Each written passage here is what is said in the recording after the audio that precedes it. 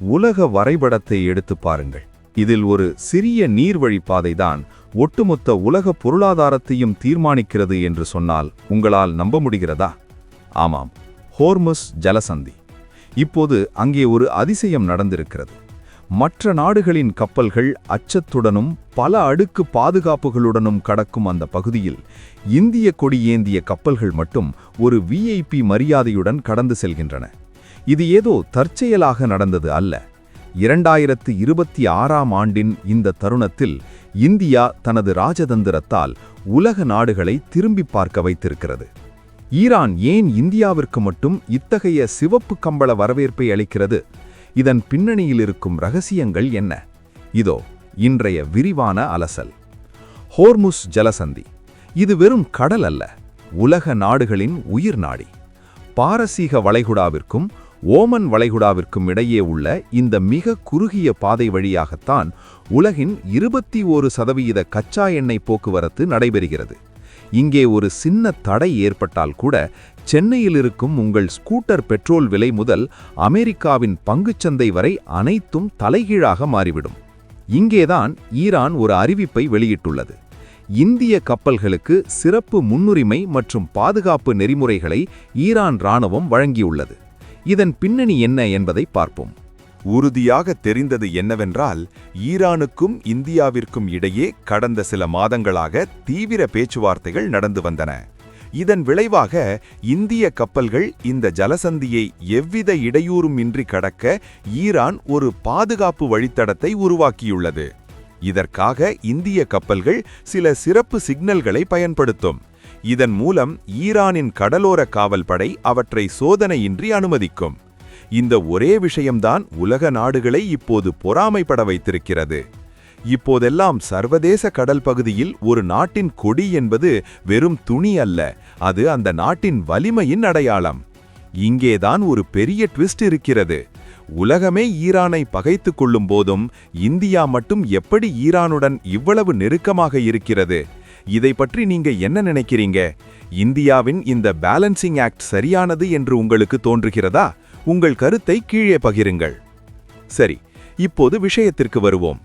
Iran இந்தியாவை தனது உன்னதமான நண்பன் என்று அறிவித்திருப்பதற்கு காரணமே கடந்த 10 ஆண்டுகளில் நாம் செய்த சில நீண்ட கால முதலீடுகள்தான்.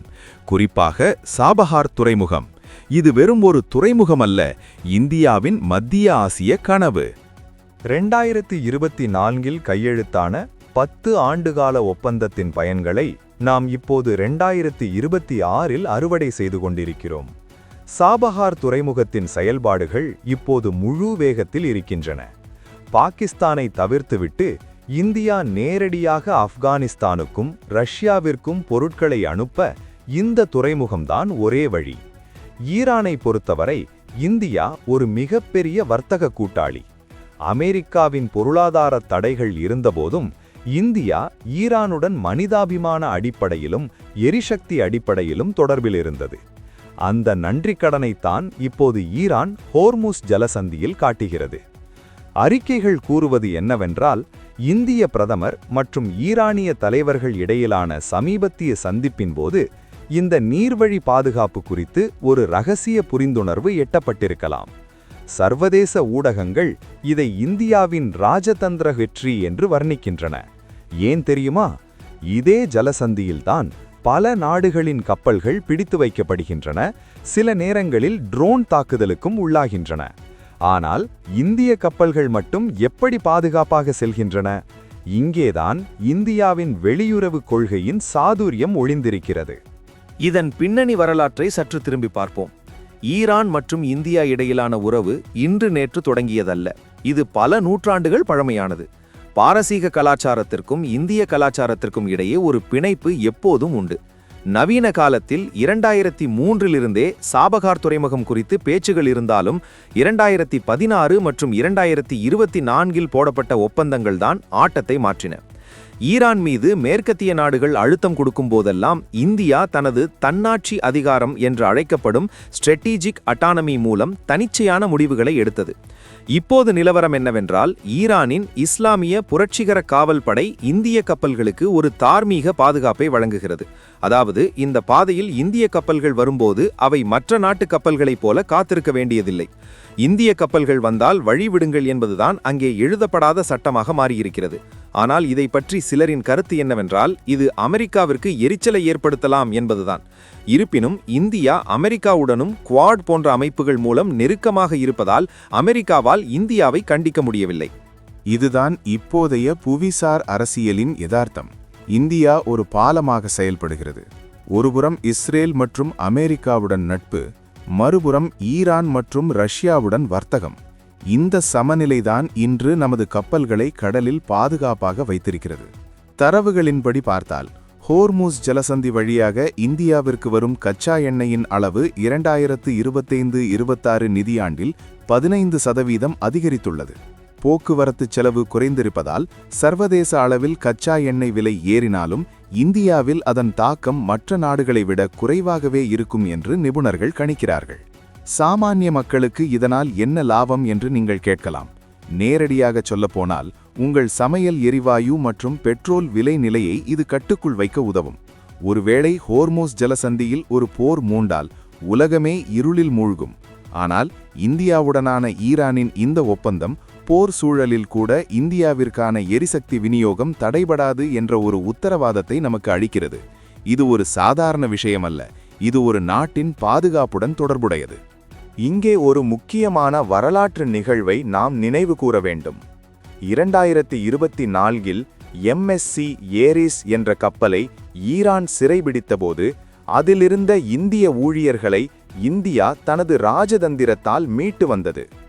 அந்த சம்பவத்திற்கு பிறகுதான் இந்திய கப்பல்கள் மற்றும் இந்திய ஊழியர்களுக்கு பாதிப்பு ஏற்படக்கூடாது என்பதில் ஈரான் மிகவும் கவனமாக இருக்கிறது. ஈரான் அரசாங்கத்தின் அதிகாரப்பூர்வ அறிக்கைகளில் கூட இந்தியாவை ஒரு மூலோகய கூட்டாளி என்றே குறிப்பிடுகிறார்கள். சில ஊடகங்கள் தெரிவிப்பது என்னவென்றால், சீனாவை காட்டிலும் இந்தியாவையே ஈரான் இப்போது அதிகம் நம்புகிறது. ஏன் சீனாவுக்கு பதில் இந்தியா? இங்கேதான் இந்தியாவின் நம்பகத்தன்மை முன்னுக்கு வருகிறது. சீனா பல நாடுகளை கடன் வலையில் சிக்க வைப்பதாக ஒரு பிம்பம் உண்டு.